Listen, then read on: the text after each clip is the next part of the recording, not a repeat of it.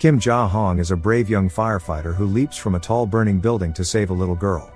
After taking the full brunt of the impact, Kim quickly recovers and goes to check on the girl who is reunited with her parents. He asks what's her name, but she doesn't reply. Instead, she leaves with her family without even acknowledging him. Kim then senses something strange, a shift in the atmosphere. Everything looks the same yet seems so different, so distant. Then, he hears someone call his name and turns around to see a man and a woman, formally dressed, and smiling cheerfully. Out the side of his eye, he notices a group of his fellow firemen surrounding a body. It's his body. As he stares in disbelief and begins to freak out, the man and woman approach him and introduce themselves as Haewon and Deok Chun, two of the three guardians who will be guiding him through the 7 trials of the afterlife. They tell him that he died on April 28, 2017, right on time. As Kim pleads with them to allow him one last time to see his mother, he is forcefully transported through a portal to the underworld. Outside the gates of the 7 trials, Kim is introduced to the third guardian, Kang Rim. Kang Rim is a well-respected guardian as he had successfully guided 47 souls through the 7 trials in the past 1,000 years. Once they approach the gates, Deok Chun presents Kim's ticket into the trial of the 7 hells, and she is pleasantly surprised that it says he is a paragon, a person who lived a righteous life and died an honorable death. She mentions that he is the first paragon in 422 years, and also states that a paragon has the highest chance of passing all 7 trials within the 49-day time limit, and if he does so, he can be reincarnated. Then, they enter through the gates. Their first stop is the Hell of Murder. If Kim had unjustly killed someone or did something that indirectly led to the death of someone, he will be tried, found guilty, and imprisoned here to suffer half a century of torment. Kim stands before the judge, King Byong-zong, as his charges are read aloud by the 2 insulting prosecutors of the underworld. They mention a colleague whom he had left behind in a burning building, injured and trapped, and suggest that he had enough time to return and rescue him, yet instead, he left him there and the building eventually collapsed and killed him. The prosecutors then bring forward the charge of manslaughter, a sentence spanning 50 years in the Hell of Murder. Kang Rim then stands before the court as Kim's underworld attorney. He begins his defense by replaying the incident for the court. When Kim attempted to help his friend, they were interrupted by the screams of other survivors, injured and stuck within the building as well. The colleague told Kim to help the others and come back for him. After Kim got all the other people out of the building safely, he returned for his friend. But it was too late. The fire had consumed the building and it all came down, killing his buddy. Kang Rim tells the judge that after leaving his friend to help the survivors, Kim had saved 8 people's lives. 8 lives in return for one is a noble deed, and punishment would be unfair. King Byong-zong agrees and clears Kim of the charge before praising him as a hero. The guardians then lead Kim to the Hell of Indolence, a beautiful heavenly landscape, but don't let the view fool you, as just beyond the waterfall resides all the doomed souls. A large spinning crusher tortures all those that dare to seek refuge on the only visible patch of land. And those who try to escape into the pristine water are met with the razor-sharp bite of vicious piranhas. Just before the waterfall rests Queen Cha-gong. To her, Kim must present all the hard work he'd ever endured over his lifetime to prove he wasn't lazy and arrogant. The guardians then talk the Queen through all the good selfless work Kim had endured throughout his time as a firefighter. The Queen is very impressed with everything Kim had done to benefit the lives of others. She asks what inspired such great deeds and Kim simply says he did it all for money. Angered by this response, the Queen says that since money was God to him, he worshipped the wrong God. She then instructs the prosecutors to lower Kim beyond the waterfall. As Kim gets closer to the edge, Kang Rim and Haewon jump in and try to help Kim. Kang Rim then pleads with the Queen to look at the life of Kim one more time, but this time he offers a different perspective. Here, he shows Queen Cha-gong that Kim's life was much harder than just his work as a firefighter. Apart from his usual day job, Kim worked various jobs at night and even looked for work on weekends without getting a single day of rest. Kim had undertaken all of this work to support his terminally ill mother and younger brother who was studying to become a Supreme Court judge. Kang Rim ends his defense by saying that had Kim not worked for his family they wouldn't be alive today. The Queen then comes to her final verdict. She says that even though Kim worked for money, he did it for a selfless purpose, and for that reason, she's out. On their way to the next trial, the group is ambushed by dangerous 4-legged monsters of the Blade Forest of the underworld. When they manage to barely escape the forest, Haewon tells Kim that the monster's attack means that an immediate family member of his has died and become a vengeful spirit, and they're now roaming the earth, which is causing anomalies along his path on the trial. Kim is concerned that his mother may have passed away. Kang Rim tells them that the only way to end this is to find the body of the family member and burn it, which will destroy the spirit. So he makes his way to the realm of the living to find the deceased. The other two guardians blindfold Kim as the monsters can see what he can, and they lead him to the next trial, the Hell of Deceit. Here, Kim will be judged by Admiral Yi Sun-sin on whatever lies he had told and the impact they had. The prosecutors present the charge of forgery, 98 fake letters that were all written by Kim to the children of his fallen colleagues. One specific case is brought forward. The dead colleague who Kim had failed to rescue. His young daughter, Ji-yeon, had received letters from Kim, who had pretended to be her father. In the letters, he tried to encourage and guide her. Kim explains that she was only a little girl and he wanted to give her some comfort. But the prosecutors ask if he ever took into consideration the despair she would feel once she discovered the letters were fake. Kim is lost for words, which angers and prompts the admiral to have his tongue removed. Deok-chun then defends Kim by bringing forth even more fake letters, these ones addressed to his mother. In these letters Kim tells his mother of his wonderful family, his wife and son, and his amazing life, all of which were lies as he was never married, neither did he have any kids. Deok-chun states that had Kim not written these letters to his mother while she was battling in hospital, she may not have found the strength to fight and recover as she did. The prosecutors ask once more about the despair his mother may suffer once she finds out it was all lies, but Deok-chun says that had he not written those letters in the first place, then those people may not have grown as much and moved on. The admiral is then shown how happy Kim's mom was when she read the letters and how the letters inspired the little girl, Ji-yeon, to write back to her father and thank him for all his encouraging words before moving on. The admiral then clears Kim of all charges and allows him to leave. On Earth, Kang-rim visits Kim's house to find his mother, who is a mute woman, and tells her that he came to pay his respects to Kim. When she closes the door to give him some privacy, Kang-rim confronts the spirit of Kim Soo-hong, Kim's brother, who had been hiding within the burning candle smoke. He asks where he died, but the spirit escapes and an epic chase ensues. After failing to catch the spirit, Kang-rim contacts Kim and the Guardians at the Hell of Deceit and tells Kim that both his mom and brother are fine. As Kim rejoices, Kang-rim tells the other two Guardians the truth about Kim's brother, and says that it's best for the sake of the trials that Kim doesn't know. Kang-rim resumes his mission to find and destroy the spirit while the group continue the journey to the next trial. Along the way, Kim tells Deok-chun about a rice cooker he was supposed to gift his mother before he died, as a thanks for all the delicious scorched rice she made him and his brother when they were kids. Also, within the cooker he had left one last letter. In this letter he had written the truth, about how he had lied in the previous letters just to make her happy and proud, and how he had missed her so much. The group then travel to the Hell of Injustice, a place where souls are punished for up to hundreds of years for refusing to help those in need in the living world. Because Kim is a paragon, he gets a free pass through this hell without a trial.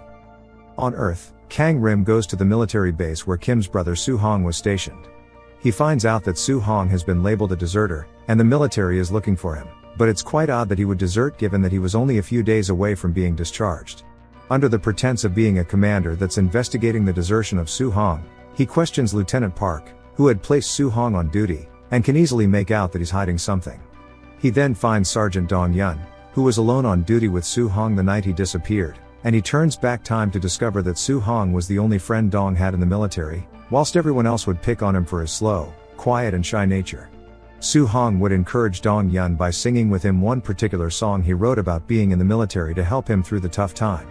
Kang-rim then travels back to the night when Soo-hong went missing. That night, Dong-yeon was nervous and afraid, so he was playing with the safety of his rifle. He was scared that Soo-hong would soon be off duty and he wouldn't be there to deter his bullies. Soo-hong tells him that he'd come check up on him even after his discharge, and that Lieutenant Park would look out for him as well. Right after they embrace, Soo-hong tells Dong-yeon to hold his rifle properly, and in trying to do so, he fires one round into Soo-hong's abdomen. Soo-hong tells Dong-yeon to radio Lieutenant Park and him only. When Lieutenant Park rushes over, he decides not to report it and instead persuades Dong-yeon to help him hide the body, all the while telling him it's what Soo-hong would have wanted. Kang-rim notices that Soo-hong wasn't dead that night, instead the two of them killed him by burying him alive to cover up the incident. After finding the body, Kang-rim decides not to destroy it but rather to save the soul of Soo-hong by helping him shed his vengeance. In the underworld, the carriage reminds Kim of when his little brother wanted to go on the cable car. Deok-chun tells him that she envies him, as the Guardians, who were also once mortals on Earth, are wiped of the memories of their past lives. An argument between her and Haewon leads him to reveal to Kim that his brother is dead and he is the vengeful spirit. Kang-rim follows a drunk Dong-yeon into a club where he spots the spirit trying to kill him. Another epic chase ensues, with Kang-rim finally catching the soul of Soo-hong. He pleads with Soo-hong to give up and come with him in order to help his brother along the trial, but to his surprise, Soo-hong hasn't seen his brother in 15 years since he ran away from the family, and he hates him. Soo-hong then escapes.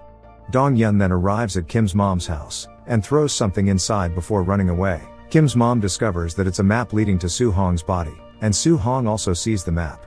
Dong-yun then attempts to do the unthinkable to himself, while Kang-rim watches him.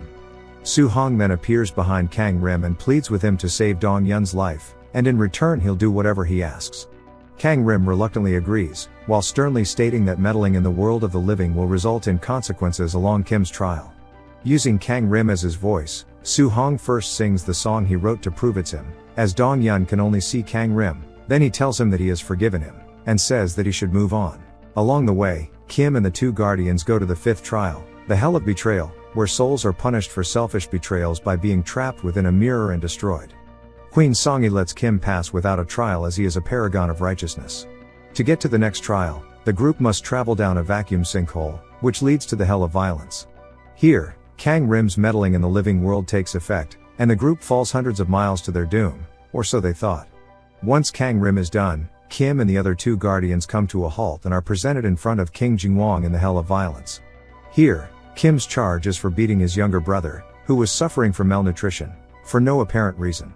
It was after this incident that he ran away from home and never apologized for what he did. And his brother never forgave him.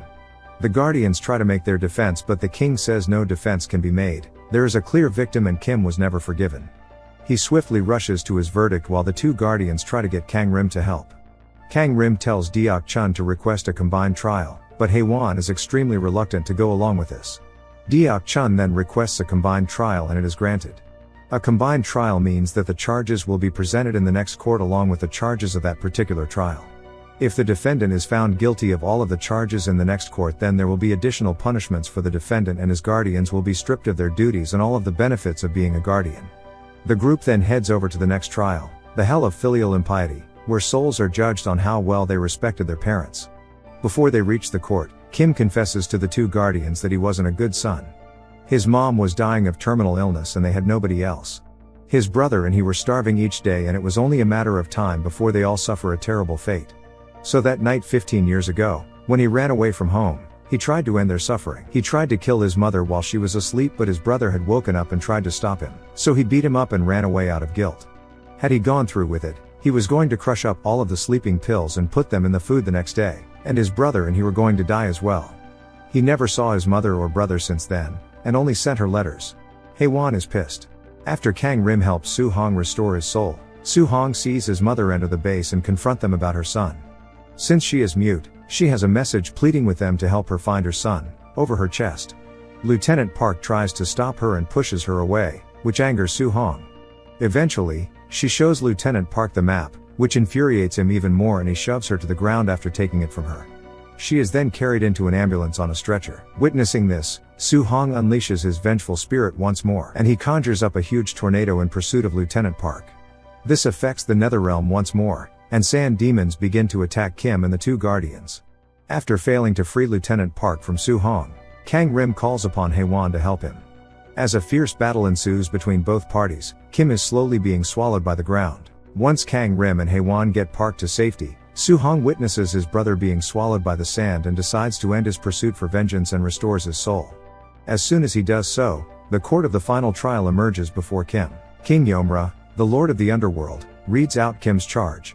He states that Kim had tried to kill his mother 15 years ago, and for that reason, he will be sentenced. Deok-chun pleads with the king, mentioning that Kim's mother was asleep during the incident and unaware of it. So how can he be punished for a sin against his mother that he didn't even commit and she doesn't even know of? King Yomra corrects her by revealing within the mirror of karma that Kim's mother did in fact know the entire time. She only pretended to be asleep. When Kim was about to kill her, she cried as it broke her heart, but she knew that this would allow her children a better life, so she was willing to sacrifice herself for their sake. Upon finding out that his mother knew all this time, Kim falls to his knees and bursts into tears, pleading with Yomra to punish him as he deserves it. The prosecutors then read out all of the charges. As they do so, an earthquake interrupts them, and in the mirror of karma we see Soo-hong enter his mother's dream while she is unconscious in the ambulance. He tells his mother that he has become a Supreme Court judge in the afterlife.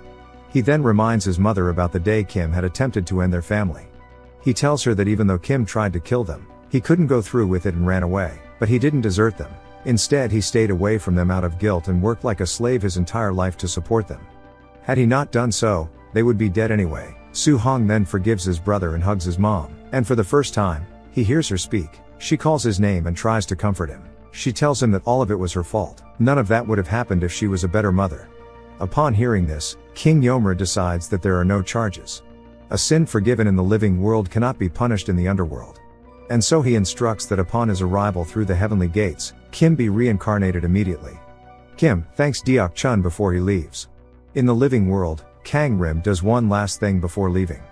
He delivers the rice cooker to Kim's mom at the hospital. At home, she opens it and finds his letter. She reads it and smiles. The end.